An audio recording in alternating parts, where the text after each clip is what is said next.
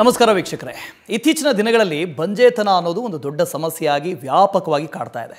ಈ ಹಿಂದೆ ಎಲ್ಲ ಹೇಳ್ತಾ ಇದ್ರು, ಮನೆಯಲ್ಲಿ ಮಕ್ಕಳಿರಬೇಕು, ಮಕ್ಕಳು ಮಾತಾಡಿಕೊಂಡು ನಲ್ಲಾಡಿಕೊಂಡು ಅದೊಂಥರ ಸ್ವೀಟ್ನೆಸ್ ಇರುತ್ತಲ್ಲ, ಅದಿರಬೇಕು, ಆವಾಗ ಮಾತ್ರ ಆ ಇಡೀ ಕುಟುಂಬ ಬಹಳ ಖುಷಿಯಾಗಿದೆ, ಸಂತೋಷವಾಗಿದೆ ಅಂತ ಅರ್ಥ ಅಂತ ಹೇಳ್ತಾ ಇದ್ರು. ಆದರೆ ಇತ್ತೀಚಿನ ದಿನಗಳಲ್ಲಿ ನೋಡ್ತಾ ಇದ್ದೀವಿ, ಮನೆಗಳಲ್ಲಿ ಮಕ್ಕಳ ಕಲರವ, ಮಕ್ಕಳ ಮಾತು ಮರೆಯಾಗ್ತಾ ಇದೆ. ಕಾರಣ ಬಂಜೇತನ. ಈ ಬಂಜೇತನದ ಸಮಸ್ಯೆ ಆಗಲೇ ಹೇಳಿದ ರೀತಿಯಲ್ಲಿ ಬಹಳ ವ್ಯಾಪಕವಾಗಿ ಆಗ್ತಾ ಇದೆ. ಹಾಗಾಗಿ ಇದರ ನಿವಾರಣೆಗೆ ಏನೆಲ್ಲ ಮಾಡಬಹುದು, ಪರಿಹಾರ ಏನು? ಎಂಡೋಸ್ಕೋಪಿ ಇದು ಕೂಡ ಒಂದು ಪರಿಹಾರ. ಈ ಪರಿಹಾರ ಯಾವ ರೀತಿಯಾಗಿ ವರ್ಕ್ ಆಗುತ್ತೆ, ನಿಜಕ್ಕೂ ಬಂಜೇತನ ನಿವಾರಣೆಯಲ್ಲಿ ಎಂಡೋಸ್ಕೋಪಿಯ ಪಾತ್ರ ಏನು, ಇದೆಲ್ಲವನ್ನು ಇವತ್ತಿನ ಕಾರ್ಯಕ್ರಮದಲ್ಲಿ ಮಾತನಾಡೋಣ. ಇದೇ ಇವತ್ತಿನ ವಿಶೇಷ ಹೆಲ್ತ್ ಸೆಂಟರ್. ನಾನು ವಾಸುದೇವ್ ಮಾರ್ನಾಡ್.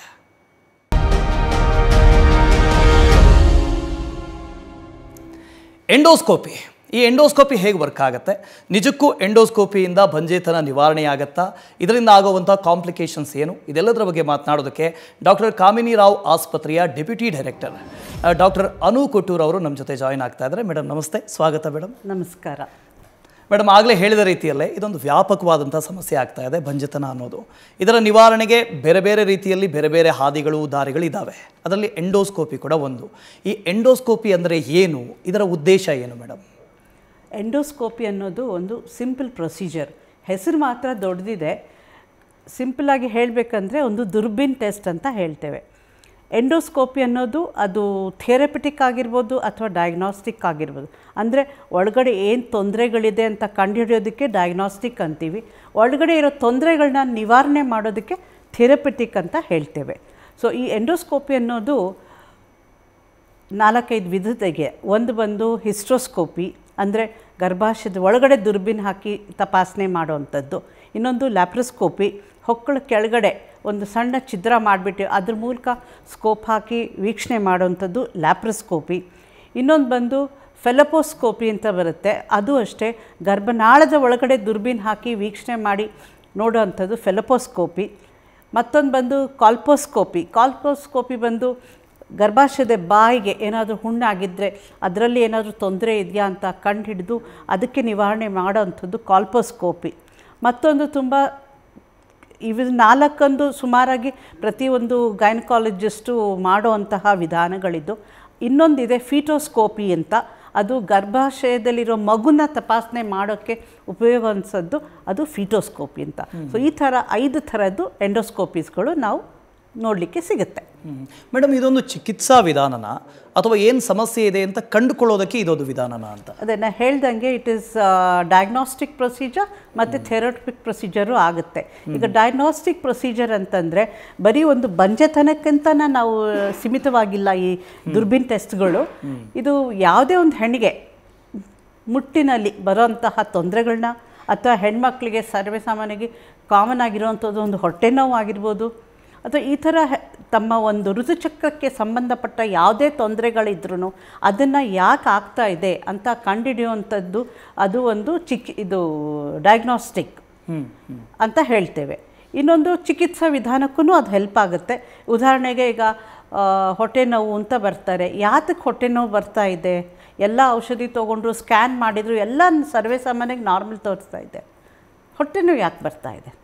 ಆವಾಗ ಇದನ್ನು ನಾವು ದುರ್ಬಿನ್ ಹಾಕಿ ಟೆಸ್ಟ್ ಮಾಡಿ ನೋಡಿದಾಗ ಅಲ್ಲಿ ನಮಗೆ ಕಾಣಿಸುತ್ತೆ, ಒಂದು ಒಳಗಡೆ ಇನ್ಫೆಕ್ಷನ್ ಆಗಿರ್ಬೋದು, ಅಥವಾ ಒಳಗಡೆ ಎಂಡೋಮೆಟ್ರಿಯಾಟಿಕ್ ಲೀಷನ್ಸ್ ಅಂತೀವಿ, ರಕ್ತ ಹೆಪ್ಪು ಬಿಟ್ಟಿರುತ್ತೆ ಅಲ್ಲಲ್ಲೇ. ಸೊ ಅದರಿಂದ ಅವಳಿಗೆ ಹೊಟ್ಟೆ ನೋವು ಬರ್ತದೆ. ಅದನ್ನು ನಿವಾರಣೆ ಮಾಡ್ತು ಅಂತಂದರೆ ಅವಳಿಗೆ ಹೊಟ್ಟೆ ನೋವು ಕಡಿಮೆ ಆಗುತ್ತೆ. ಸೊ ಈ ಥರ ವಿಧಾನದಲ್ಲಿ ನಾವು ಕಂಡುಹಿಡ್ಕೊಳ್ಳೋಕ್ಕೂ ಒಂದು ವಿಧಾನ ಆಗುತ್ತೆ, ಚಿಕಿತ್ಸೆಗೂ ವಿಧಾನ ಆಗುತ್ತೆ.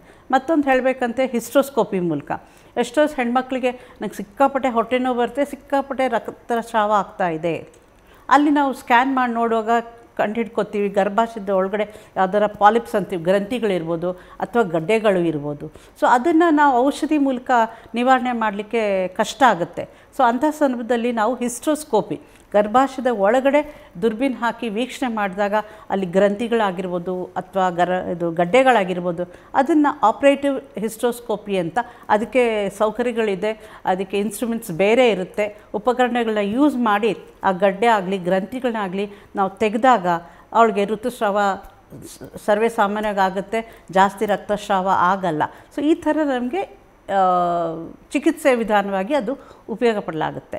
ಮತ್ತೊಂದು ಫೆಲೋಪೋಸ್ಕೋಪಿ ಅಂತ, ಅದು ಅಷ್ಟೇ ಗರ್ಭಾಶಯದ ಒಳಗಡೆನೇ ನಾವು ಸ್ಕೋಪ್ ಹಾಕಿಬಿಟ್ಟು ಗರ್ಭನಾಳಕ್ಕೆ ಹೋಗುವಂತಹ ಒಂದು ತುಂಬ ಚಿಕ್ಕ ಉಪಕರಣ ಇದೆ ಫೆಲೋಪೋಸ್ಕೋಪಿ ಅಂತ.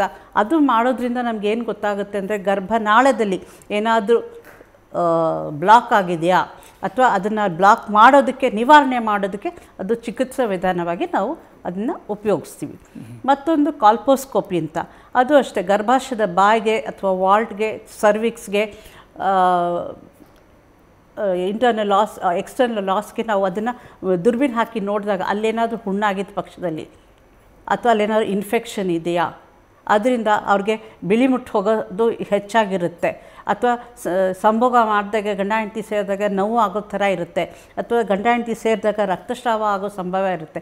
ಈ ಥರ ಒಂದು ಹೆಣ್ಮಕ್ಳು ಬಂದು ಹೇಳ್ಕೊಂಡಾಗ ಕಾಲ್ಪೋಸ್ಕೋಪಿ ಅಂತ ಮಾಡ್ತೀವಿ. ಆ ಟೆಸ್ಟ್ ಮಾಡೋದ್ರಿಂದ ನಮಗೆ ಅವ್ರಿಗೆ ಮುಂದೆ ಏನಾದರೂ ಏನಾದರೂ ಬರೋದಿದೆಯಾ, ಅಂದರೆ ಕ್ಯಾನ್ಸರ್ ಥರ ಬರೋ ಸಂಭವ ಇದೆಯಾ ಅಥವಾ ಇಲ್ವಾ ಅನ್ನೋದನ್ನ ಕಾಲ್ಪೋಸ್ಕೋಪಿ ನಮಗೆ ಕಂಡುಹಿಡಿಯೋದಕ್ಕೆ ಸಹಾಯ ಮಾಡುತ್ತೆ. ಓಕೆ ಮೇಡಮ್, ಈಗ ಬಂಜೆತನ ನಿವಾರಣೆಯಲ್ಲಿ ಇದರ ಪಾತ್ರ ಏನು ಅಂತ ನೀವು ಹೇಳಿದ್ರಿ. ಕೇವಲ ಬಂಜೆತನಕ್ಕೆ ಮಾತ್ರ ಅಲ್ಲ, ಬೇರೆ ಬೇರೆ ಸಮಸ್ಯೆಗಳನ್ನು ಕೂಡ ಕಂಡುಕೊಳ್ಳೋದಕ್ಕೆ ಇದು ಒಂದು ಹೆಲ್ಪ್ಫುಲ್ ಆಗಿರುತ್ತೆ ಅಂತ. ಹೌದು. ಈಗ ಪ್ರೆಸೆಂಟ್ ಸಿಚುವೇಶನ್ ಅಥವಾ ಈಗ ಇತ್ತೀಚಿನ ದಿನಗಳಲ್ಲಿ ನಮಗೆ ಎಂಡೋಸ್ಕೋಪಿ ಅಂದರೆ ಒಂದು ಲ್ಯಾಪ್ರೋಸ್ಕೋಪಿ ಆಗಿರ್ಬೋದು ಅಥವಾ ಹಿಸ್ಟೋಸ್ಕೋಪಿ ಆಗಿರ್ಬೋದು, ಅದು ಒಂಥರ ಒಂದು ದೇವ್ರು ಕೊಟ್ಟ ವರ ಅಂತ ಅನ್ಕೋಬೋದು ನಾವು. ಯಾಕಂದರೆ ಅದರಿಂದ ನಮಗೆ ಸಾಕಷ್ಟು ಡಯಾಗ್ನಾಸ್ಟಿಕ್ ಪ್ರೊಸೀಜರ್ ಮಾಡಿ ಬಂಜೆತನ ಆಗೋದಕ್ಕೆ ಕಾರಣ ಏನಿದೆ, ಉದಾಹರಣೆಗೆ ಕಾರಣಗಳಿರ್ಬೋದು, ಟ್ಯೂಬ್ ಬ್ಲಾಕ್ ಆಗಿರ್ಬೋದು, ಅದನ್ನು ನಾವು ಲ್ಯಾಪ್ರೋಸ್ಕೋಪಿ ಮೂಲಕ ನಿವಾರಣೆ ಮಾಡ್ಬೋದು. ಅಥವಾ ಏನಾದರೂ ಎಂಡೋಮೆಟ್ರಿಯೋಟಿಕ್, ಅಂಡಾಶಯದಲ್ಲಿ ರಕ್ತ ಕಟ್ಕೊಂಡಿರುತ್ತೆ, ಅದಕ್ಕೆ ಎಂಡೋಮೆಟ್ರಿಯೋಮಾ ಅಂತೀವಿ. ಸೊ ಅದೂ ಅಷ್ಟೇ ಲ್ಯಾಪ್ರೋಸ್ಕೋಪಿ ನಾವು ಎಷ್ಟೇ ಔಷಧಿ ಕೊಟ್ಟರು ಅದು ಹೋಗೋದಕ್ಕೆ ತುಂಬ ಕಷ್ಟ, ಮತ್ತು ಹೆಣ್ಮಕ್ಳು ತುಂಬ ಕಷ್ಟಪಟ್ಟು ಪಡ್ತಾರೆ ಅದರಿಂದ. ಯಾಕಂದರೆ ಎಂಡೋಮೆಟ್ರಿಯೋಮಾ ಏನಾದರೂ ಓವ್ರೀಸಲ್ಲಿ ಇದ್ದ ಪಕ್ಷದಲ್ಲಿ ಅಂಡಾಶಯದಲ್ಲಿ ಅಂಡಾಣು ಉತ್ಪನ್ನ ಆಗುವಂಥ ಸಾಮರ್ಥ್ಯ ಕಡಿಮೆ ಆಗ್ತಾ ಹೋಗ್ತದೆ. ಸೊ ಅದಕ್ಕೆ ಅದು ಎಂಡೋಮೆಟ್ರಿಯೋಮಾ ಅನ್ನೋದನ್ನು ನಾವು ತೆಗೆದುಬಿಟ್ರೆ ಅವಳಿಗೆ ತನ್ನಷ್ಟಕ್ಕೆ ತಾನೇ ನಮ್ಮ ಹತ್ರ ಬರೋ ಅವಶ್ಯಕತೆಯೂ ಬರೋದಿಲ್ಲ ಅವ್ರಿಗೆ. ಅದನ್ನೊಂದು ದುರ್ಬೀನು ಹಾಕಿ ಮಾಡಿ ಕಳಿಸಿದರೆ ಅವ್ರಿಗೆ ಗರ್ಭಾಶಯದಲ್ಲಿ ಏನೇನಿದೆ ಅದನ್ನು ನಿವಾರಣೆ ಮಾಡಿಬಿಟ್ರೆ ಅವ್ರಿಗೆ ತಮ್ಮಷ್ಟಕ್ಕೆ ತಾವೇ ಡಾಕ್ಟರ್ಸ್ ಹತ್ರ ಹೋಗದೇ ಗರ್ಭಧಾರಣೆ ಆಗೋ ಸಂಭವ ಹೆಚ್ಚುತ್ತೆ ಅಂತ ಹೇಳ್ತೀನಿ ನಾನು. ನೀವು ಏನಾದರೂ ಪ್ರಶ್ನೆಗಳಿದ್ದರೆ ತಾವು ಕೂಡ ಕರೆ ಮಾಡ್ಬೋದು. ಸ್ಕ್ರೀನ್ನ ಮೇಲೆ ನಂಬರ್ ಡಿಸ್ಪ್ಲೇ ಆಗ್ತಾ ಇದೆ, ಅದೇ ನಂಬರ್ಗೆ ಕರೆ ಮಾಡಿ ವೈದ್ಯರ ಜೊತೆ ಮಾತನಾಡ್ಬೋದು. ಡಾಕ್ಟ್ರೇ, ನೀವು ದುರ್ಬೀನು ಅಂತ 2-3 ಬಾರಿ ಹೇಳಿದ್ರಿ. ಜನಕ್ಕೆ ಏನು ಅನಿಸ್ಬಿಡುತ್ತೆ ಅಂತ ಹೇಳಿದ್ರೆ ದುರ್ಬೀನು ಆಗ್ತಾರಾ ಅಬಾಬಾ ಅಂತ ಭಯ ಪಡ್ಕೊಂಡ್ಬಿಡ್ತಾರೆ. ಸೊ ಆ ಪ್ರಕ್ರಿಯೆ ಹೇಗಿರುತ್ತೆ ಅಂತ ಮೇಡಮ್? ಹೌದು, ನೀವು ಹೇಳೋದು ನಿಜಾನೇ. ದುರ್ಬೀನು ಅಂದ ತಕ್ಷಣ ಎಷ್ಟು ದೊಡ್ಡದಿರುತ್ತೋ, ಅಲ್ಲಿ ಒಳಗೆ ಹಾಕೋದಕ್ಕೆ ನಾವು ಏನೇನು ಕಷ್ಟಪಡಬೇಕಾಗುತ್ತೋ, ಅದರಿಂದ ನಮ್ಮ ಮುಂದೆ ಏನು ತೊಂದರೆ ಆಗುತ್ತೋ, ಏನು ರಿಸ್ಕ್ ಇರುತ್ತೋ, ಕಾಂಪ್ಲಿಕೇಶನ್ಸ್ ಏನಾಗುತ್ತೋ ಅಂತ 1,000 ಪ್ರಶ್ನೆ ಮನಸ್ಸಿಗೆ ಬರುತ್ತೆ. ಆದರೆ ಒಂದೇ ಮಾತು ನಾನು ಹೇಳ್ತೀನಿ, ಅದು ಹೆದರ್ಕೊಳ್ಳೋಂಥದ್ದು ಏನೂ ಇಲ್ಲ. ಇದು ತುಂಬ ಸಿಂಪಲ್ ಪ್ರೊಸೀಜರು. ಮಾಡೋ ವಿಧಾನ ಇಷ್ಟೇ. ಇದು ಮಾಡೋದು ಖಂಡಿತವಾಗ್ಲೂ ಅನಿಸ್ತಿಷ ಕೊಟ್ಟೇ ಮಾಡ್ತೀವಿ. ಯಾಕಂದರೆ ಏನು ನಾವು ತರಕಾರಿ ಕಟ್ ಮಾಡಾಗ ಒಂದು ಬೆರಳಲ್ಲಿ ಒಂಚೂರು ಕಟ್ಟಾದ್ರೇ ಆ ನೋವು ತುಂಬ ಕಷ್ಟಪಡ್ತೀವಿ ನಾವು. ಒಂದೇ ನಿಮಿಷ ಮಾತಾಡ್ತೀನಿ. ಸೌಮ್ಯ ಅವರು ಕಡೂರಿನಿಂದ ಕರೆ ಮಾಡ್ತಾ ಇದ್ದಾರೆ. ಸೌಮ್ಯ ಮೇಡಮ್ ನಮಸ್ತೆ. ನಮಸ್ತೆ ಮೇಡಮ್. ನಮಸ್ತೆ ಸೌಮ್ಯ, ಹೇಳಿಮ್ಮ. ಮ್ಯಾಮ್, ಆಕ್ಚುಲಿ ಈಗ ಜಸ್ಟ್ ನಿಮ್ ಪ್ರೋಗ್ರಾಮ್ ನೋಡ್ತಾ ಇದ್ದೆ ನಾನು. ನನಗೆ ಒಂದು ಆಲ್ಮೋಸ್ಟ್ 6 to 7 years ಇಂದ ಒಂದು ಪ್ರಾಬ್ಲಮ್ ಇದೆ. ಡ್ಯೂರಿಂಗ್ ಓವ್ಯುಲೇಷನ್ ಟೈಮ್ ನನಗೆ ಪೀರಿಯಡ್ಸ್ ಆದಾಗ ಏನು ಪೈನ್ ಇರಲ್ಲ. ಆಫ್ಟರ್ ಪೀರಿಯಡ್ 14th ಡೇ ಆ ಟೈಮ್ ಇಂದ ನನಗೆ ಒಂದು ಅರೌಂಡ್ 8 to 10 days ನಮ್ ಲೆಫ್ಟ್ ಸೈಡ್ ಮಾತ್ರ ತುಂಬಾ ಪೈನ್ ಬರುತ್ತೆ. ಓಕೆ. ಅಂದ್ರೆ ಬಿಟ್ಟು ಪೈನ್ ಬರುತ್ತೆ. ಓಕೆ. ಅದು ನಾನು ಸುಮಾರು ಕಡೆ ತೋರಿಸಿದೀನಿ. ಎಲ್ಲ ಸ್ಕ್ಯಾನಿಂಗ್, CT ಸ್ಕ್ಯಾನ್ ಇಂದ ಎಲ್ಲದೂ ಮಾಡ್ತಿದ್ದೆ, MRI ಮಾಡ್ತಿದ್ದೆ, ಏನು ಪ್ರಾಬ್ಲಮ್ ಇಲ್ಲ ಅಂದ್ರು. ಓಕೆ. ಅದರಿಂದ ನನಗೆ ಸೊಲ್ಯೂಷನ್ ಸಿಗ್ತಾ ಇಲ್ಲ ಮೇಡಮ್. ಅದೇ ಇದಕ್ಕೆ ನೋಡಮ್ಮ, ತೊಂದರೆ ಆಗ್ತಾ ಇರೋದು ಸಂಭವ ಇರ್ಬೋದು. ಏನು ಅಂದರೆ ಒಂದು ಅಡಿಷನ್ಸ್ ಅಂತ ಇರುತ್ತೆ. ಅಡಿಷನ್ಸ್ ಅಂದ್ರೇನು, ಒಳಗಡೆ ಗರ್ಭನಾಳ ಒಂದು ಅಂಡಾಶಯಗೆ ಅಂಟ್ಕೊಂಡಿರ್ಬೋದು. ಯಾಕಂದರೆ ಅಂಡಾಣು ಬಿಡುಗಡೆ ಆಗೋ ಸಮಯ ಅಂಡಾಶಯ ಏನಾಗುತ್ತೆ, ಸ್ವಲ್ಪ ಉತ್ತೇಜನಗೊಳ್ಳುತ್ತೆ. ಸೊ ಅಂಡಾಶಯದಲ್ಲಿ ಅಂಡಾಣು ಬಿಡುಗಡೆ ಆಗಬೇಕಾದ್ರೆ ಗರ್ಭನಾಳ ಅದನ್ನು ಎತ್ಕೋಬೇಕು. ಸೊ ಆ ಎತ್ಕೊಂಡು ಸಂಭ್ರಮದಲ್ಲಿ ಏನಾದರೂ ಅಡಿಷನ್ಸ್ ಏನಾರಿದ್ದರೆ ಅಥವಾ ಎಂಡೋಮೆಟ್ರಿಯೋಟಿಕ್ ಲೀಷನ್ಸ್ ಏನಾರಿದ್ದರೆ ಅದು ಯಾವ ಸ್ಕ್ಯಾನಿಂಗಲ್ಲೂ ಕಾಣಲ್ಲ, ಯಾವ MRIಯಲ್ಲೂ ಕಾಣಲ್ಲ. ದುರ್ಬೀನು ಹಾಕಿ ನೋಡುವಾಗಲೇ ಗೊತ್ತಾಗುತ್ತೆ. ಸೊ ದುರ್ಬೀನು ಹಾಕಿ ನೋಡಿದಾಗ ಅಲ್ಲೇನಾದ್ರು ಅಡಿಷನ್ಸ್ ಇರ್ಬೋದು, ಅಥವಾ ಇನ್ಫೆಕ್ಷನ್ ಇರ್ಬೋದು, ಅಥವಾ ಎಂಡೋಮೆಟ್ರಿಯೋಟಿಕ್ ಲೀಷನ್ಸ್ ಇರ್ಬೋದು. ಅದೇನಾದ್ರು ಇತ್ತು ಅಂತಂದರೆ ಅದಕ್ಕೇನೋ ಉಪಕರಣಗಳಿದೆ, ಅದನ್ನು ನಾವು ರಿಲೀಸ್ ಮಾಡ್ತೇವೆ. ರಿಲೀಸ್ ಮಾಡಿದಾಗೆ ಬಹುಶಃ ನಿನಗೆ ನೋವು ಕಡಿಮೆ ಆಗ್ಬೋದು ಸೌಮ್ಯ. ಓಕೆ, ಥ್ಯಾಂಕ್ ಯು ಸೌಮ್ಯ ಅವರೇ ಕರೆ ಮಾಡಿದ್ದಕ್ಕೆ. ಇನ್ನು ಭಾಗ್ಯ ಅಂತೇಳಿ ಮಂಗಳೂರಿನಿಂದ ಕರೆ ಮಾಡ್ತಾ ಇದ್ದಾರೆ. ಭಾಗ್ಯ ಮೇಡಮ್ ನಮಸ್ತೆ. ನಮಸ್ತೆ ಸರ್. ನಮಸ್ಕಾರ ಭಾಗ್ಯ, ಹೇಳಿಮ್ಮ. ಮೇಡಮ್ ಅದೇ ನಾನು ಭಾಗ್ಯ ಅಂತ. ನಾವು 1.5 year ಆಯ್ತು ಮದುವೆ ಆಗಿ. ಬಟ್ ನಾವು ಎಲ್ಲಾ ಟೆಸ್ಟ್ ಕೂಡ ಆಗಿದೆ. ಅಂದ್ರೆ ನಾನು 7-8 months ಇಂದಾನೆ ಹಾಸ್ಪಿಟ್ಲ್ಗೆ ಹೋಗ್ತಾ ಇದ್ದೆ. ನಾವು ಸ್ಟಾರ್ಟಿಂಗ್ ಇಂದಾನೆ ಟ್ರೈ ಮಾಡ್ತಾ ಇದ್ದು, ಆಗಿಲ್ಲ ಅಂತ ಹೇಳಿ ಹಾಸ್ಪಿಟ್ಲ್ಗೆ ಹೋಗ್ತಾ ಇದ್ದು. ಸೊ ಅವ್ರು ಎಲ್ಲ ಟೆಸ್ಟ್ ಮಾಡಿಸಿದ್ರು. ಸ್ಟಾರ್ಟಿಂಗ್ 3 months ಹಂಗೆ ಮೆಡಿಸಿನ್ ಟ್ರೈ ಮಾಡಿದ್ರು. ಆಮೇಲೆ ಟೆಸ್ಟ್ಗಳು ಲೈಕ್ ಟ್ಯೂಬ್ ಟೆಸ್ಟ್ ಮತ್ತು IUI ಕೂಡ 2 times ಮಾಡಿದ್ರು. ಬಟ್ ಯಾವುದು ಯೂಸ್ ಆಗಿಲ್ಲ. ಸೊ ಈಗ ನಾವು ಎಲ್ಲ ಸ್ಟಾಪ್ ಮಾಡಿದ್ವಿ, ಏನೋ ಬೇಡ, ಇನ್ನೂ ಮೆಡಿಸಿನ್ ಯಾವುದು ಆಗ್ತಾ ಇಲ್ಲ ಅಂತ. ಓಕೆ, ನೀವೇನು ಹೇಳ್ತೀರಾ? ನೋಡಿ, HSC ಅದೇ ಎಕ್ಸ್ರೇ ಮಾಡಿದರೆ ಟ್ಯೂಬ್ ಎಲ್ಲ ಚೆನ್ನಾಗಿದೆ, ಯಜಮಾನ್ರದ್ದು ಟೆಸ್ಟ್ ಮಾಡಿದ್ದಾರೆ, ಅದು ಎಲ್ಲ ನಾರ್ಮಲ್ ಇದ್ದರೆ ಅದಕ್ಕೆ ನೀವು IUIನೂ ಟ್ರೈ ಮಾಡಿದ್ದೀರಾ. ಈಗ IUIನಲ್ಲಿ ಪ್ರೊಸೀಜರ್ ಏನು ಮಾಡ್ತಾರೆ ನಿಮ್ಗೆ ಗೊತ್ತಿದೆ, ಆದ್ರೂ ಹೇಳ್ತಾ ಇದ್ದೀನಿ, ಗರ್ಭಾಶಯದಲ್ಲಿ ಯಜಮಾನರನ್ನ ವೀರ್ಯಾಣುನ ಅದನ್ನು ಪ್ರಿಪೇರ್ ಮಾಡೋದಂದ್ರೇನು, ಅದರ ವೀರ್ಯದಲ್ಲಿ ಏನೇನು ಕಸರಿರುತ್ತೋ ಅದರೆಲ್ಲ ಕಸರನ್ನ ತೆಗೆದುಬಿಟ್ಟು ಒಳ್ಳೆ ಮೊಟಿಲಿಟಿ ಇರೋಂತಹ ವೀರ್ಯಾಣುನ ಗರ್ಭಾಶಯದಲ್ಲಿ ಹಾಕ್ತಾರೆ. ಹಾಕಿದ್ದಾಯಿತು, ಆದರೆ ಏನಾಗಬೇಕು, ಅಲ್ಲಿಂದ ಗರ್ಭಾಶಯದಲ್ಲಿ ಹಾಕಿದ ವೀರ್ಯಾಣು ಗರ್ಭನಾಳದಲ್ಲಿರೋ ಅಂಡಾಣು ಹೋಗಿ ಸೇರಬೇಕು. ಗರ್ಭನಾಳದಲ್ಲಿರೋ ಅಂಡಾಣುಗೆ ಮತ್ತು ಗರ್ಭಾಶಯದಲ್ಲಿ ಹಾಕಿದ ವೀರ್ಯಾಣು ಗರ್ಭನಾಳದಲ್ಲಿ ಸಮಾಗಮ ಆಗಿ ಒಂದಾಗಬೇಕು. ಒಂದಾದಾಗ ಅದು ಭ್ರೂಣ ತಯಾರಾಗಬೇಕು. ಆ ಭ್ರೂಣ ಮತ್ತೆ ತಿರ್ಗಾ ಗರ್ಭಾಶಯಕ್ಕೆ ವರ್ಗಾವಣೆ ಆಗಬೇಕು. ಗರ್ಭಾಶಯಕ್ಕೆ ಬಂದ ಮೇಲೆ ಅದು ಅಲ್ಲಿ ಗರ್ಭಾಶಯಕ್ಕೆ ಅಂಟ್ಕೊಂಡು ಬೆಳೆಯೋದಕ್ಕೆ ಶುರು ಆದಾಗಲೇ ಗರ್ಭಧಾರಣೆ ಆಗೋದು. ಸೊ ಈಗ ಗರ್ಭಾಶಯದಲ್ಲಿ ವೀರ್ಯಾಣು ಹಾಕಿದ್ರು ಆದರೂ ಯಾಕೆ ಆಗ್ತಾ ಇಲ್ಲ ಅನ್ನೋದಕ್ಕೆ ಇದು ಕಾರಣಮ್ಮ. ಸೊ ಇದನ್ನು ನಾವು ಕಂಡುಹಿಡಿಯೋಕ್ಕಾಗಲ್ಲ. ಅಂಡಾಶಯದಲ್ಲಿ ಅಂಡಾಣು ಬಿಡುಗಡೆ ಆಯಿತು, ಸ್ಕ್ಯಾನಿಂಗ್ ಮೂಲಕ ಕಂಡುಹಿಡ್ಕೋತಾರೆ. ಅದು ಏನು, ಅಂಡಾಶಯ ಕಾಣಿಸುತ್ತೆ, ಸ್ಕ್ಯಾನಿಂಗಲ್ಲಿ ಅಂಡಾಣು ಕಾಣಲ್ಲ. ಬಟ್ ಅಂಡಾಣು ಬಿಡುಗಡೆ ಆಗಿರ್ಬೋದು ಅಂತ ಸಂಭವ ಇರುತ್ತೆ. ಹೇಗೆ, ಅಂಡಾಶಯದಲ್ಲಿ ಫಾಲಿಕಲ್ ಅಂತ ನಿಮಗೆ ಮೆಜರ್ ಮಾಡಿ ಹೇಳಿರ್ತಾರೆ, ಒಂದು 18 ಮಿಲಿಮೀಟರ್ 20 ಮಿಲಿಮೀಟರ್ ಬಂತು ಅಂತಂದರೆ ನಿಮಗೆ ಅಂಡಾಣು ಬಿಡುಗಡೆ ಆಗೋದಕ್ಕೆ ಇಂಜೆಕ್ಷನ್ನು ಕೊಟ್ಟಿರ್ಬೋದು. ಸೊ ಅದು ಬಿಡುಗಡೆ ಆಗಿದೆಯಾ ಇಲ್ಲ ಅನ್ನೋದಕ್ಕೆ ಅದು ಫಾಲಿಕಲ್ ರಪ್ಚರ್ ಆಗಿದೆ, ಸಂಭವ ಬಿಡುಗಡೆ ಆಗಿದೆ.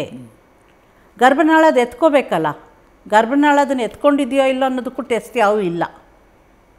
ಈಗ ಅದಕ್ಕೆ ಅದು ಇನ್ನೊಂದು ಸ್ವಲ್ಪ ಟೆಸ್ಟ್ ಮಾಡ್ಕೋಬೋದು, ಅಥವಾ ಒಂದೆರಡು ಗ್ಯಾಪ್ ಕೊಟ್ಟು ಮತ್ತೆ ಟ್ರೈ ಮಾಡಿ ನೋಡಿಮ್ಮ ನೀವು. Thank you madam. ಜ್ಯೋತಿ ಅವರು ಕರೆ ಮಾಡಿದ್ದಾರೆ ದಾವಣಗೆರೆಯಿಂದ. ಜ್ಯೋತಿ ಮೇಡಮ್ ನಮಸ್ತೆ. ನಮಸ್ತೆ. ನಮಸ್ತೆ ಜ್ಯೋತಿ, ಹೇಳಿ. ಮೇಡಮ್ ಜ್ಯೋತಿ ದಾವಣಗೆರೆಯಿಂದ. 39th year ರನ್ನಿಂಗ್ ರೀ ನನಗೆ. ಓಕೆ. ಇದು ರೀ ಮೇಡಮ್, ಲೆಫ್ಟ್ ಓವರಿಯಲ್ಲಿ ಚಾಕ್ಲೇಟ್ ಸಿಸ್ಟ್ ಇದೆ ಅಂತ ಹೇಳಿದ್ರು. ಲ್ಯಾಪ್ರೋಸ್ಕೋಪಿ ಮಾಡಿಸ್ಕೊಳಕ್ ಹೇಳಿದ್ರಿ. ಮತ್ತೆ ಕೆಲವೊಂದ್ ಕಡೆ ಅದು ಲ್ಯಾಪ್ರೋಸ್ಕೋಪಿ ಮಾಡೋವಷ್ಟು ದೊಡ್ಡದಿಲ್ಲ ಅಂತ ಹೇಳಿದ್ರು. ಓಕೆ. ಬಟ್ ನಮ್ಗೀಗ ಅದು ಹೆಮರೋಜಿಕ್ ಸಿಸ್ಟ್ ಅಂತ ಅಂದ್ಬಿಟ್ಟು 2.7 into 1.3 centimeter ಇದೆ ಮೇಡಮ್. ಓಕೆ. ಇದು ಬಟ್ ಕನ್ಸೀವ್ ಆಗ್ಲಿಕ್ಕೆ ತುಂಬಾ ಟ್ರೈ ಮಾಡ್ತಿದ್ದೀವಿ ಮೇಡಮ್. ಬಟ್ ಇದು 1 ಬೇಬಿ ಇದೆ ರೀ, ಸೆಕೆಂಡ್ ಬೇಬಿಗೆ ಇದು ಆಗ್ತಾ ಇಲ್ಲ ರೀ. ಓಕೆ. ನೋಡಿ, ಏನಂತಂದ್ರೆ ಈಗ ಹೆಮೊರೇಜಿಕ್ ಸಿಸ್ಟೋ ಎಂಡೋಮೆಟ್ರಿಯಾಟಿಕ್ ಸಿಸ್ಟೋ ಒಂದೊಂದು ಸರಿ ಸ್ಕ್ಯಾನಿಂಗಲ್ಲಿ ಹೆಚ್ಚು ಕಡಿಮೆ ಒಂದೇ ಸಲ ಕಾಣೋ ಸಾಧ್ಯತೆ ಇರುತ್ತೆ.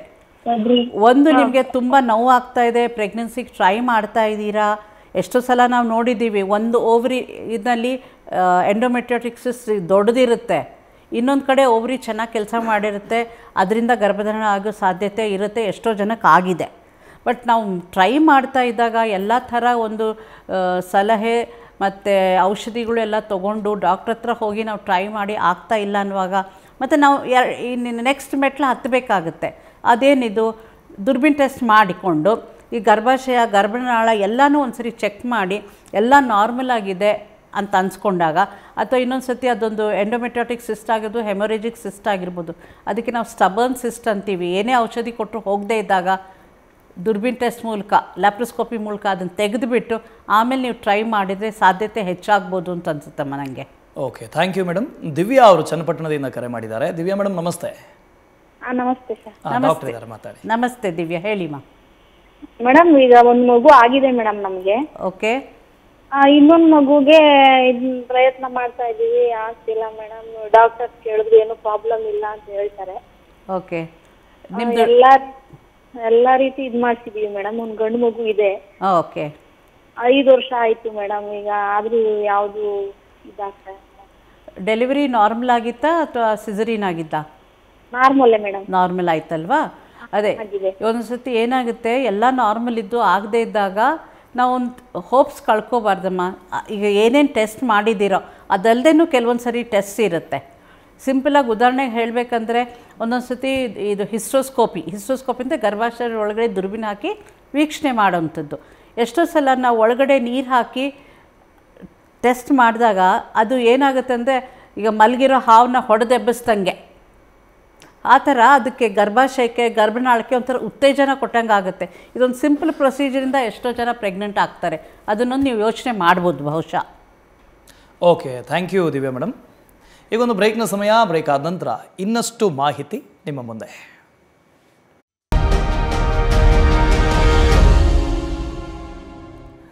Welcome back. ನೇತ್ರಾವತಿಯವರು ಕರೆ ಮಾಡ್ತಾ ಇದ್ದಾರೆ ಚಳ್ಳಕೆರೆಯಿಂದ. ನೇತ್ರಾವತಿ ಮೇಡಮ್ ನಮಸ್ತೆ. ನೇತ್ರಾವತಿ ಮೇಡಮ್ ನಮಸ್ತೆ, ಕೇಳಿಸ್ತಾ ಇದೆಯಾ? ನೇತ್ರಾವತಿ ಅವರೇ ನಮಸ್ತೆ ಮೇಡಮ್. ನಮಸ್ತೆ ನೇತ್ರ, ಹೇಳಿ ಮೇಡಮ್ ಅವರೇ. ನನ್ನ ಮಗಳು ಇಲ್ಲಿಗೆ 3 ವರ್ಷಕ್ಕೆ ಇಲ್ಲಿ ರಜಾ ಸರಿಯಾಗಿ ಆಗದೇ ಇಲ್ಲ. ರಜಾ ಆಗದೇ ಇಲ್ಲ ಸರಿಯಾಗಿ. ಆಸ್ಪತ್ರೆಗೆಲ್ಲ ತೋರಿಸಿದ್ರು ಮಾತ್ರೆ ಕೊಟ್ಟು ರಜಾ ಆಗ್ತೈತಿ. ಇವಾಗ 5 ತಿಂಗಳು ಆಗೇ ಇಲ್ಲ ಮೇಡಮ್ ಅವರೇ. ಅದಕ್ಕೆ ಪರಿಹಾರ ಏನು? ಅಲ್ಲ, ನಿಮ್ಮ ಪ್ರಶ್ನೆ ಅದೇ ಅಲ್ವಾ? ಓಕೆ, ಹಲೋ, ಕರೆ ಕಟ್ಟಾಗಿದೆ ಮೇಡಮ್. ಓಕೆ ಮೇಡಮ್, ಅವ್ರು ಕೇಳ್ತಾ ಇದ್ರು ಆಗಲೇ 3 ತಿಂಗಳಿಂದ ಮುಟ್ಟಾಗಲಿಲ್ಲ, ಅದಕ್ಕೇನು ಕಾರಣ ಆಗಿರ್ಬೋದು ಅಂತ ಅವ್ರ ಪ್ರಶ್ನೆ ಆಗಿದೆ. ಓಕೆ, ಸಾಮಾನ್ಯವಾಗಿ ಈಗ ಮುಟ್ಟ ಆಗದೆ ಇರೋದಕ್ಕೆ ಕಾರಣ ಹಲವಾರಿದೆ. ಫಸ್ಟ್ ಆ್ಯಂಡ್ ಫಾರ್ಮೋಸ್ಟ್ ಇರ್ಬೋದು, ಅವ್ರಿಗೆ ಶುರುವಿಂದಲೇ ಮುಟ್ಟು ಸರಿಯಾಗಿ ಆಗ್ತಾ ಇಲ್ಲ ಅನ್ನೋದಕ್ಕೆ ಋತುಚಕ್ರ ಸರಿಯಾಗಿರೋ ಮೋಸ್ಟ್ ಕಾಮನ್ ಕಾಸ್ ಇರೋದು ಪಾಲಿಸಿಸ್ಟಿಕ್ ಓವ್ರೀಸ್ ಅಂತ. ಸೊ ಸ್ಕ್ಯಾನಿಂಗಲ್ಲಿ ಗೊತ್ತಾಗ್ಬಿಡುತ್ತೆ, ಬ್ಲಡ್ ಟೆಸ್ಟ್ ಮೂಲಕ ಗೊತ್ತಾಗುತ್ತೆ ಪಾಲಿಸಿಸ್ಟಿಕ್ ಓವ್ರೀಸ್ ಅಂತ ಅನ್ನೋದು. ಸೊ ಅಕಸ್ಮಾತ್ ಪಾಲಿಸಿಸ್ಟಿಕ್ ಓವ್ರೀಸ್ ಇದ್ದರೆ ಅದಕ್ಕೆ ಫಸ್ಟಾಗಿ ನಾವೇನು ಮಾಡ್ತೀವಿ, ಅವ್ರಿಗೆ ಡಯಟ್ ಹೇಳ್ತೀವಿ, ಲೈಫ್ ಸ್ಟೈಲ್ ಮಾಡಿಫಿಕೇಷನ್ ಹೇಳ್ತೀವಿ. ಒಂದ್ಸರಿ ತೂಕ ಜಾಸ್ತಿ ಇರ್ತಾರೆ ಪಾಲಿಸಿಸ್ಟಿಕ್ ಓವ್ರೀಸ್ ಇರೋರು, ತೂಕ ಕಡಿಮೆ ಮಾಡ್ಕೊಳ್ಳಿ, ಆಹಾರದಲ್ಲಿ ನೀವು ಸಮತೋಲ ಆಹಾರ ತೊಗೊಳ್ಳಿ, ಸ್ವೀಟ್ಸ್ನ ಬಿಡಿ. ಈ ಥರ ಮಾಡಿ ಕೆಲವೊಂದು ಸತಿ ಮೆಡಿಸಿನ್ಸಲ್ಲಿ ಸರಿ ಹೋಗೋ ಸಾಧ್ಯತೆ ಇರುತ್ತೆ. ಬಟ್ ಕೆಲವೊಂದು ಸತಿ ಏನಾಗುತ್ತೆ, ಏನೇ ಮಾಡಿದರೂ ಪಾಲಿಸಿಸ್ಟಿಕ್ ಓವ್ರೀಸ್ ಅದು ಸರಿಪಡಿಸೋಕ್ಕೆ ಸಾಧ್ಯವೇ ಇಲ್ಲ. ಸೊ ಅದಕ್ಕೆ ಸಾಮಾನ್ಯವಾಗಿ ನಾವೇನು ಮಾಡ್ತೀವಿ, ಸ್ಕ್ಯಾನಿಂಗಲ್ಲಿ ನೋಡ್ಕೋತೀವಿ ಎಷ್ಟು ಮಟ್ಟಿಗೆ ಪಾಲಿಸಿಸ್ಟಿಕ್ ಓವ್ರೀಸ್ ಇದೆ ಅಂತ. ಬ್ಲಡ್ ಟೆಸ್ಟ್ ಮೂಲಕ ನೋಡಿಕೊಂಡು ಆಮೇಲೆ ದುರ್ಬಿನ್ ಟೆಸ್ಟ್ ಮಾಡ್ತೀವಿ. ಇದು ಥೆರಪಿಟಿಕ್ ದುರ್ಬಿನ್ ಟೆಸ್ಟ್ ಆಗಿರುತ್ತೆ, ಥೆರಪಿಟಿಕ್ ಲ್ಯಾಪ್ರೋಸ್ಕೋಪಿ ಆಗಿರುತ್ತೆ. ಪಾಲಿಸಿಸ್ಟಿಕ್ ಓವ್ರೀಸ್ ಇರೋದ್ರಿಂದ ನಾವು ಲ್ಯಾಪ್ರೋಸ್ಕೋಪಿಕ್ ಓವೇರಿಯನ್ ಡ್ರಿಲ್ಲಿಂಗ್ ಅಂತ ಹೇಳ್ತೀವಿ. ಅಂದರೆ ಏನು ಮಾಡ್ತೀವಿ, ಓವ್ರಿಗೆ ಕರೆಂಟ್ ಮೂಲಕ ಅಲ್ಲಲ್ಲೇ ನಾವು ಅದನ್ನು ಹೋಲ್ಸ್ ಮಾಡ್ತೀವಿ, ಡ್ರಿಲ್ ಮಾಡ್ತೀವಿ.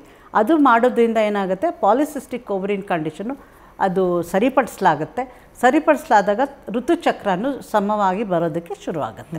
ಮೇಡಮ್, ಅನೇಕರು ಕರೆ ಮಾಡಿದ್ರು, ಎಲ್ಲರಲ್ಲೂ ಒಂದು ಕಾಮನ್ ಪ್ರಶ್ನೆ ಇದ್ದಿದ್ದು ಯಾವಾಗ ಇದನ್ನು ಮಾಡಿಸ್ಬೇಕು ಅನ್ನೋದು, ಯಾವ ಸಂದರ್ಭದಲ್ಲಿ ಮಾಡಿಸ್ಬೇಕು ಅನ್ನೋದು.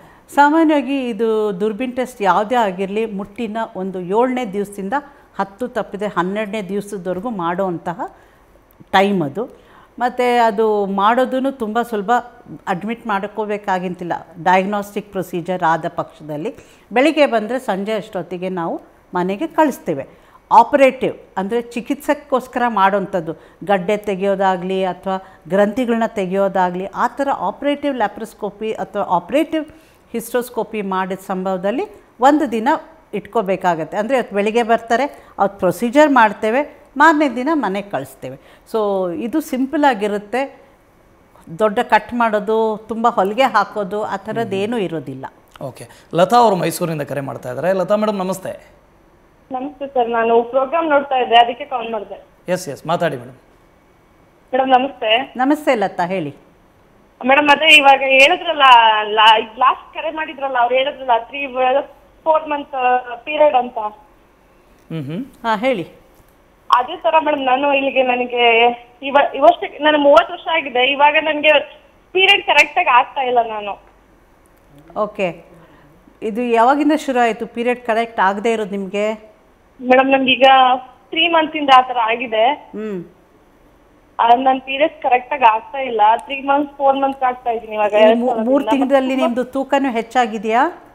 ಹೌದು ಮೇಡಮ್, ನನ್ನ ತೂಕನೂ 67 kg ಆಗಿದ್ದೀನಿ. ತೂಕ ಹೆಚ್ಚಾಗಿದೆ. ಸೊ ಇದಕ್ಕೆ ತೂಕ ಜಾಸ್ತಿ ಆಗೋದಕ್ಕೂ ಇದೊಂದು ಕಾರಣ, ಮುಟ್ಟು ಸರಿಯಾಗಿ ಬರದೇ ಇರೋದು ಆಗಿರುತ್ತೆ, ಅಥವಾ ಪಾಲಿಸಿಸ್ಟಿಕ್ ಓವ್ರೀಸ್ ಆಗಿರ್ಬೋದು, ಅಥವಾ ಬೇರೆ ಹಾರ್ಮೋನ್ಸ್ ಇಂಬ್ಯಾಲೆನ್ಸ್ ಆಗಿರುತ್ತೆ. ಈಗ ಮುಟ್ಟು ಸರಿಯಾಗಿ ಬರದೇ ಇರೋದಕ್ಕೆ ಪಾಲಿಸಿಸ್ಟಿಕ್ ಓವ್ರೀಸ್ ಒಂದೇ ಕಾರಣ ಆಗಿರಲ್ಲ, ಬೇರೆ ಹಾರ್ಮೋನ್ಸು ಇರ್ಬೋದು. ಉದಾಹರಣೆಗೆ ಥೈರಾಯ್ಡ್ ಹಾರ್ಮೋನ್ಸ್ ಇರ್ಬೋದು, ಪ್ರೊಲ್ಯಾಕ್ಟಿನ್ ಹಾರ್ಮೋನ್ ಇರ್ಬೋದು. ಸೊ ಈ ಹಾರ್ಮೋನ್ ಏರ್ಪೇರ್ ಆದಾಗ್ಲೂ ಈ ಥರ ಮುಟ್ಟಿಂದು ತೊಂದರೆ ಆಗೋ ಸಾಧ್ಯತೆ ಇರುತ್ತೆ. ಬಹುಶಃ ತಪಾಸಣೆ ಮಾಡಿಸ್ಕೊಂಡ್ರೆ ನಿಮಗೆ ಅದಕ್ಕೆ ಸೂಕ್ತ ಪರಿಹಾರ ಸಿಗ್ಬೋದು ಅಮ್ಮ. Thank you madam. Endoscopy okay ಮಾತಾಡೋಣ. ಜಾಹ್ನವಿ ಅವರು ಬೆಂಗಳೂರಿಂದ ಕರೆ ಮಾಡಿದ್ದಾರೆ. ಜಾಹ್ನವಿ ಮೇಡಮ್ ನಮಸ್ತೆ. ಜಾಹ್ನವಿ ಮೇಡಮ್ ನಮಸ್ತೆ. ಹೇಳಿ ಸರ್. ಹಾಂ, ವೈದ್ಯರಿದ್ದಾರೆ, ಹೇಳಿ, ಮಾತಾಡಿ ಮೇಡಮ್. ಜಾಹ್ನವಿ ಮೇಡಮ್ ನೀವು ಫೋನ್ ಮಾಡಿದ್ದೀರಿ, ವೈದ್ಯರಿದ್ದಾರೆ, ಮಾತಾಡಿ. ಹಲೋ. ಹಾಂ ಹೇಳಿ ಜಾಹ್ನವಿ, ನಮಸ್ಕಾರ, ಹೇಳಿ ಮೇಡಮ್. ನಮ್ಮ ಅಕ್ಕ, ಹಾಂ ಹಾಂ, ನಮ್ಮ ಮಗು. ಸಮಸ್ಯೆ ಹೇಳಿ, ಕೇಳಿಸ್ತಾ ಇದೆ. ಓಕೆ, ಸುಷ್ಮಿತಾ ಅಂತ ಹೇಳಿ ತುಮಕೂರಿನಿಂದ ಕರೆ ಮಾಡಿದ್ದಾರೆ. ಸುಷ್ಮಿತಾ ಮೇಡಮ್ ನಮಸ್ತೆ. ನಮಸ್ತೆ ಸರ್. ನಂದು ಮ್ಯಾರೇಜ್ ಆಗಿ 9 ವರ್ಷ ಆಯ್ತು. ಹಾಂ, ಹಲೋ. ಹೇಳಿ. ನಾನು ಅದೇ ಇವಾಗ ಮ್ಯಾರೇಜ್ ಆಯ್ತು, 9 ವರ್ಷ ಆಗಿದೆ ಮೇಡಮ್. ನಾನು ಅದೇ ಟ್ರೀಟ್ಮೆಂಟ್ ತಗೊಂತ ಇದೀನಿ, ಮಕ್ಕಳಾಗಿಲ್ಲ ಇನ್ನ. ಓಕೆ. ತುಮಕೂರಲ್ಲಿ IVF ಅಂತ ಹೋಗಿದ್ದೆ. ಅಲ್ಲಿ 10 days ಇಂಜೆಕ್ಷನ್ ಹಾಕಿದ್ರು ಒಕ್ಲತ್ ಸುತ್ತ. ಓಕೆ. ಆಮೇಲೆ ಅಲ್ಲಿ ಮೇನ್ ಬ್ರಾಂಚಿಗೆ ಹೋದಾಗ ಅದೇ ಎಗ್ ಕ್ವಾಲಿಟಿ ಬಂದಿಲ್ಲ. ಓಕೆ ಅಂತ ಹೇಳ್ತಿದ್ದಾರೆ. ಹಲೋ, ಅದೇ ಅಲ್ವಾ ಪ್ರಶ್ನೆ ತಮ್ಮದು? ಹಲೋ, ಇಲ್ಲಿ ಮಾತಾಡಿ ಸುಷ್ಮಿತಾ ಅವರೇ. ಓಕೆ, ಶಕುಂತಲಾ ಅವರು ಕರೆ ಮಾಡಿದ್ದಾರೆ ತುಮಕೂರಿನಿಂದ. ಶಕುಂತಲಾ ಅವರೇ ನಮಸ್ತೆ. ನಮಸ್ತೆ ಮೇಡಮ್ ಅವರೇ. ನಮಸ್ತೆ, ಹೇಳಿ ಶಕುಂತಲಾ. ಮೇಡಮ್ ಅವರೇ, ಇದು ಅದೇ ಹೇಳಿರಲ್ಲ ಅವರು, ಅದು ವರ್ಷಕ್ಕೆ ನಿಲ್ಲುತ್ತೆ ಮೇಡಮ್ ಅವರೇ, ಅದು ಪೀರಿಯಡ್ಸ್. ನಮ್ಗೆ 50 ವರ್ಷ ಆಗಿದೆ, ಇನ್ನು ಆಗ್ತಾ ಇದೀವಿ, ಅದಕ್ಕೆ ಕೇಳಿದೆ ಮೇಡಮ್. ಸಾಮಾನ್ಯವಾಗಿ ಮುಟ್ಟು ನಿಲ್ಲುವಂತಹ ಸಮಯ ಯಾವಾಗ ಅಂತಂದರೆ 45ರಿಂದ 50 ಆಗ್ಬೋದಮ್ಮ. ಕೆಲವ್ರಿಗೆ ಬೇಗ ನಿಲ್ಲುತ್ತೆ, ಕೆಲವ್ರಿಗೆ 50-52 ತನಕನೂ ಆಗುತ್ತೆ. ಸಾಮಾನ್ಯವಾಗಿ 50-52ಕ್ಕೆ ನಿಲ್ಲೋ ಸಂಭವ ಜಾಸ್ತಿ. ಓಕೆ, ಮಾನಸ ಅವರು ಕರೆ ಮಾಡಿದ್ದಾರೆ ಬೆಂಗಳೂರಿನಿಂದ. ಮಾನಸ ಅವರೇ ನಮಸ್ತೆ. ನಮಸ್ತೆ ಸರ್. ನಮಸ್ತೆ ಮೇಡಮ್ ಇದ್ದಾರೆ, ಮಾತಾಡಿ. ನಮಸ್ತೆ, ಹೇಳಿ ಮ್ಯಾಮ್. ನಮಸ್ತೆ. ಆಕ್ಚುಲಿ ನಂದು ಒಂದು ಡೌಟ್ ಇದೆ. 3 years ಆಯ್ತು ಮ್ಯಾರೇಜ್ ಆಗಿ. ಓಕೆ. ಅಂದ್ರೆ ನಾನು 3 months ಬ್ಯಾಕ್ ಆಕ್ಚುಲಿ ಹೋಗಿದ್ದೆ. ಜಸ್ಟ್ ಡಾಕ್ಟರ್ ಚೆಕ್ ಮಾಡಿದ್ರು, ಸ್ಕ್ಯಾನ್ ಮಾಡ್ತಿದ್ರು ಅಂಡ್ ಮೆಡಿಸಿನ್ಸ್ ಬರ್ಕೊಡ್ತಿದ್ರು, ಮತ್ತೆ HCG ಇಂಜೆಕ್ಷನ್ಸ್ ಎಲ್ಲ ಹಾಕಿದ್ರು. ಅಂಡ್ ನನ್ಗೇನಂದ್ರೆ ಹೋಗ್ತಿದ್ದೆ, ಚೆಕಪ್ ಹೋಗ್ತಿದ್ದೆ, ಮತ್ತೆ ವಾಪಸ್ ಬಂದೆ. ಅಂದ್ರೆ ರೆಗ್ಯುಲರ್ ಆಗಿದೆ, ಪ್ರಾಬ್ಲಮ್ ಇಲ್ಲ. ಅಂಡ್ ಪೀರಿಯಡ್ಸ್ ಅಲ್ಲಿ 3 days ಬ್ಲೀಡಿಂಗ್ ಸ್ವಲ್ಪ ಕಮ್ಮಿನೇ, ಬಟ್ ಸ್ಟಮಕ್ ಪೇನ್ ತುಂಬಾ ಬರುತ್ತೆ. ಡಾಕ್ಟರ್ ಸ್ವಲ್ಪ ಲೈಫ್ ಸ್ಟೈಲ್ ಚೇಂಜ್ ಮಾಡ್ಕೊಳಕ್ ಹೇಳಿದ್ರು. ಮತ್ತೆ ನಾನು ವರ್ಕ್ಔಟ್ಸ್ ಮತ್ತೆ ಡಯಟ್ ಇದೆಲ್ಲ ಸ್ವಲ್ಪ ಪ್ಲಾನಿಂಗ್ ಇದೆ. ಸೊ ನಾನು ಇವಾಗ ಪ್ರೆಸೆಂಟ್ ಡಾಕ್ಟರ್ ಹತ್ರ ಎಲ್ಲೂ ಕನ್ಸಲ್ಟ್ ಮಾಡಿಲ್ಲ. ನಾನು ಹೀಗೆ ಬೆಟರ್ ಹಿಂಗೆ ಟ್ರೈ ಮಾಡ್ಬೋದಾ, ಇಲ್ಲ ಡಾಕ್ಟರ್ ಕನ್ಸಲ್ಟ್ ಮಾಡಬೇಕಾ ಅಂತ? ಮಾಡ್ಬೋದಮ್ಮ. ಮಗು ಆಗೋದಕ್ಕೆ ಎಲ್ಲರೂ ಡಾಕ್ಟರ್ ಹತ್ರ ಹೋಗಬೇಕು ಅಂತೇನಿರಲ್ಲ. ನಿಮ್ಮದೆಲ್ಲ ಟೆಸ್ಟ್ಗಳು ಮಾಡಿ ಎಲ್ಲ ರಿಪೋರ್ಟ್ ನಾರ್ಮಲ್ ಇದೆ ಅಂದಾಗ 1-2 ಸಲ ಸ್ವಲ್ಪ ದಿವಸ ಟ್ರೈ ಮಾಡಿ. ಆಗಿಲ್ಲ ಅಂದರೆ ಮತ್ತೆ ಒಂದು ಸತಿ ಹೋಗಿ. ಯಾಕಂದರೆ ಟ್ರೈ ಮಾಡ್ಕೋತಾನೆ ಇದು ಟೈಮ್ ಕಳ್ಕೊಳ್ಳೋಕ್ಕಾಗಲ್ಲ. ನೆನ್ನೆ ಆಗೋಯ್ತು, ನಾಳೆ ಇನ್ನೂ ಬಂದಿಲ್ಲ, ಹೌದಾ? ಇವತ್ತು ನಾವು ಏನು ಮಾಡಬೇಕು ಅನ್ನೋದು ನಾವು ಡಿಸೈಡ್ ಮಾಡ್ಕೋಬೇಕು. ಸೊ ನಿಮಗೆ ಮಗು ಯಾವಾಗ ಬೇಕು, ಡಾಕ್ಟ್ರ್ ಹತ್ರ ಯಾವಾಗ ಹೋಗಬೇಕು ಟ್ರೀಟ್ಮೆಂಟ್ಗೆ ಅನ್ನೋದನ್ನು ನೀವು ಗಂಡ ಹೆಂಡತಿ ಡಿಸೈಡ್ ಮಾಡ್ಕೋಬೇಕಮ್ಮ. ಓಕೆ, ಥ್ಯಾಂಕ್ ಯು ಮೇಡಮ್ ಕರೆ ಮಾಡಿದ್ದಕ್ಕೆ. ಗಗನ ಅವರು ಬಳ್ಳಾರಿಯಿಂದ ಕರೆ ಮಾಡಿದ್ದಾರೆ. ಗಗನ ಮೇಡಮ್ ನಮಸ್ತೆ. ಸರ್ ನಮಸ್ತೆ ಸರ್. ಹಾಂ, ವೈದ್ಯರಿದ್ದಾರೆ, ಮಾತಾಡಿ. ಹಾಂ ಮೇಡಮ್ ನಮಸ್ತೆ. ಮೇಡಮ್ ನಮಸ್ತೆ ಗಗನ, ಹೇಳಿ. ಮೇಡಮ್ ಪೀರಿಯಡ್ಸ್ ಆಗುತ್ತೆ, ಬಟ್ 3 days ಹಂಗೆ ಆಗುತ್ತೆ ಮ್ಯಾಮ್. ಅದು ಸ್ವಲ್ಪ ಬ್ಲೀಡಿಂಗು ಅಷ್ಟು ಆಗಲ್ಲ ಮ್ಯಾಮ್. ಮುಂಚೆ ಎಲ್ಲ ಚೆನ್ನಾಗಿ ಆಗ್ತಿತ್ತು, ಬಟ್ ಇತ್ತೀಚೆಗೆ ಇವಾಗ 30-31 years ನನಗೆ. ಓಕೆ, ಅದಕ್ಕೇನು ಸೊಲ್ಯೂಷನ್? ಅದೇ ಮುಟ್ಟು ಸರಿಯಾಗಿ ಆಗದೆ ಇರೋದಕ್ಕೆ ಅಥವಾ ಋತುಸ್ರಾವ ಕಡಿಮೆ ಆಗೋದಕ್ಕೆ ಕೆಲವೊಂದು ಕಾರಣಗಳಿರುತ್ತೆ. ಉದಾಹರಣೆಗೆ ಹಾರ್ಮೋನ್ಸ್ ಇಂಬ್ಯಾಲೆನ್ಸ್ ಆಗಿರ್ಬೋದು, ಅಥವಾ ನೀವು ತೂಕ ಹೆಚ್ಚಾಗಿರ್ಬೋದು, ಅಥವಾ ನಿಮ್ಮಲ್ಲಿ ರಕ್ತಾಂಶ ಕಡಿಮೆ ಆಗಿರ್ಬೋದು, ಅನಿಮಿಯಾ ಆಗಿರ್ಬೋದು. ಸೊ ಇವೆಲ್ಲ ಕಾರಣಗಳು ಹುಡುಕಬೇಕಾಗತ್ತೆ, ಯಾಕೆ ಆಗ್ತಾ ಇಲ್ಲ ಸರಿಯಾಗಿ ಋತುಸ್ರಾವ ಅಂತ. ಸೊ ಹೋಗಿ ಟೆಸ್ಟ್ಗಳು ಮಾಡಿಸ್ಕೊಂಡ್ರೆ ಅದಕ್ಕೆ ನಿಮಗೆ ಪರಿಹಾರ ಸಿಗುತ್ತೆ. Yes, thank you madam. Kavitha ಅವರು ಕರೆ ಮಾಡಿದ್ದಾರೆ ಬೆಂಗಳೂರಿಂದ. ಕವಿತಾ ಅವರೇ ನಮಸ್ತೆ. ನಮಸ್ತೆ. ಹಾಂ, ವೈದ್ಯರಿದ್ದಾರೆ, ಮಾತಾಡಿ. ಸ್ವಲ್ಪ ಜೋರಾಗಿ ಮಾತಾಡಿ ಕವಿತಾ ಅವರೇ. ಸರಿ ಸರ್. ಹಾಂ, ಮಾತಾಡಿ, ಪ್ರಶ್ನೆ ಕೇಳಿ. ಕವಿತಾ ಅವರೇ ಕೇಳಿಸ್ತಾ ಇದೆಯಾ? ಪ್ರಶ್ನೆ ಕೇಳಿ. ಕೇಳಿಸ್ತಿದೆ. ಕೇಳಿ. ಮೇಡಮ್ ನಮಸ್ತೆ ಮೇಡಮ್. ನಮಸ್ಕಾರ, ಹೇಳಿಮ್ಮ. ಮೇಡಮ್ ನನಗೆ 40 ವರ್ಷ ಆಗಿದೆ. ಓಕೆ. ವೈಟ್ ಹೋಗ್ತಾ ಇರುತ್ತೆ ಮೇಡಮ್. ತಿರುಗಿ ಬೆನ್ನು ನೋವು ತುಂಬಾ ಬರುತ್ತೆ, ಸೊಂಟ ನೋವು. ಓಕೆ. ಅದೇ ಮೇಡಮ್, ಸೊಂಟ ನೋವು. ಅದೇ ಇದಕ್ಕೆ ನೋಡಿ, ಇದು ಬಿಳಿ ಮುಟ್ಟು ಹೋಗುತ್ತೆ ಅಂತಾರಲ್ಲ, ವೈಟ್ ಡಿಸ್ಚಾರ್ಜ್, ಅದಕ್ಕೆ ಒಂದು ಇನ್ಫೆಕ್ಷನಿಂದ ಇರ್ಬೋದು. ಸೊ ಯಾವ ಇನ್ಫೆಕ್ಷನ್ ಇದೆ ಅಂತ ಯೂಶ್ವಲಿಯಾಗಿ ನಾವೇನು ಮಾಡ್ತೇವೆ, ಒಂದು ಗರ್ಭಾಶಯದ ಬಾಯಿಂದ ಒಂದು ಸ್ಯಾಂಪಲ್ ತೊಗೋತೀವಿ ಟೆಸ್ಟಿಂಗಿಗೆ, ಕಲ್ಚರ್ ಸೆನ್ಸಿಟಿವಿಟಿ ಅಂತ. ಕಲ್ಚರ್ ಸೆನ್ಸಿಟಿವಿಟಿ ಅಂತ ಆ ಥರ ಇನ್ಫೆಕ್ಷನ್ ಆಗೋದಕ್ಕೆ ಯಾವ ಕ್ರಿಮಿ ಇದೆ ಅದರಲ್ಲಿ, ಆ ಕ್ರಿಮಿನ ಹೋಗ್ಲಾಡ್ಸೋಕ್ಕೆ ಯಾವ ಔಷಧಿ ಕೊಡಬೇಕು ಅನ್ನೋದನ್ನು ಕಲ್ಚರ್ ಸೆನ್ಸಿಟಿವಿಟಿಲಿ ನಾವು ಕಂಡುಹಿಡ್ಕೋಬೋದು. ಅದು ಒಂದಾಗಿರುತ್ತೆ. ಮತ್ತು ಇನ್ನೊಂದು, ನೀವೇನಾದ್ರು ಸಕ್ಕರೆ ಕಾಯಿಲೆ ಇದೆಯಾ ನಿಮಗೆ? ಏನು ಕಾಯಿಲೆ ಇಲ್ಲ. ಶುಗರ್ ಏನಾರು ಇದೆಯಾ? ಡಯಾಬಿಟಿಸ್ ಇದೆಯಾ? ಇಲ್ಲ ಮೇಡಮ್, ಶುಗರ್ ಇಲ್ಲ ಅಲ್ಲ. ಮತ್ತು ಇದಕ್ಕೆ ಸೊಂಟ ನೋವು ಬರೋದಕ್ಕೆ ಮೋಸ್ಟ್ಲಿ ಇನ್ಫೆಕ್ಷನಿಂದ ಇರುತ್ತೆ. ಸೊ ಇನ್ಫೆಕ್ಷನ್ ಯಾವುದರಿಂದ ಆಗ್ತಾ ಇದೆ, ಯಾವ ಕ್ರಿಮಿ ಇದೆ ಅಂತ ತಿಳ್ಕೊಂಡು ಅದಕ್ಕೆ ಆ ಕ್ರಿಮಿ ಹೋಗೋದಕ್ಕೆ ಯಾವ ಔಷಧಿ ಕೊಡಬೇಕಂತ ಗೊತ್ತಾಗುತ್ತೆ ಈ ಟೆಸ್ಟ್ ಮೂಲಕ. ಸೊ ಅದನ್ನೊಂದು ಮಾಡಿಸ್ಕೊಳ್ಳಿ. ಇನ್ನೊಂದು ಪ್ಯಾಪ್ ಸ್ಮಿಯರ್ ಅಂತ, ಗರ್ಭಾಶಯದ ಬಾಯಿದು ಒಂದು ಸ್ಯಾಂಪಲ್ ತೊಗೊಂಡು ಕಳಿಸ್ಬೇಕು. ಯಾಕಂದರೆ ಅದು ಒಂದು ಪ್ರತಿಯೊಂದು ಹೆಣ್ಣಿಗೆ 40 ದಾಟ್ತು ಅಂದರೆ ಆ ಟೆಸ್ಟು ತುಂಬ ಅವಶ್ಯಕತೆ ಇರುತ್ತೆ. ಅದು ಮಾಡಿಸಿ ನೋಡಿ, ಅದರಲ್ಲಿ ಗೊತ್ತಾಗ್ಬಿಡುತ್ತೆ ಯಾಕೆ ಈ ಥರ ತೊಂದರೆ ಆಗ್ತಾಯಿದೆ ನಿಮಗೆ ಅಂತ. Okay, thank you madam. Thank you madam, ಇಷ್ಟೊತ್ತು ನಮ್ಮ ಜೊತೆ ಜಾಯ್ನ್ ಆಗಿದ್ದಕ್ಕೆ, ಮಾಹಿತಿಯನ್ನು ಹಂಚ್ಕೊಂಡಿದ್ದಕ್ಕೆ ಥ್ಯಾಂಕ್ ಯು ಸೋ ಮಚ್. ನೀವು ಡಾಕ್ಟರ್ ಕಾಮಿನಿ ರಾವ್ ಆಸ್ಪತ್ರೆಯನ್ನು ನೀವು ಸಂಪರ್ಕ ಮಾಡಬೇಕು ಅಂತ ಹೇಳಿದ್ರೆ ಅಡ್ರೆಸ್ ಇಲ್ಲಿದೆ. Doctor Kamini Rao hospital, number 7 E park road, Kumara park east, Seshadripuram, Bengaluru. First floor, 14th cross road, Jayanagar 3rd block, near Decathlon shop, Jayanagar, Bengaluru. Phone number ಬಂದು 080 651 333333.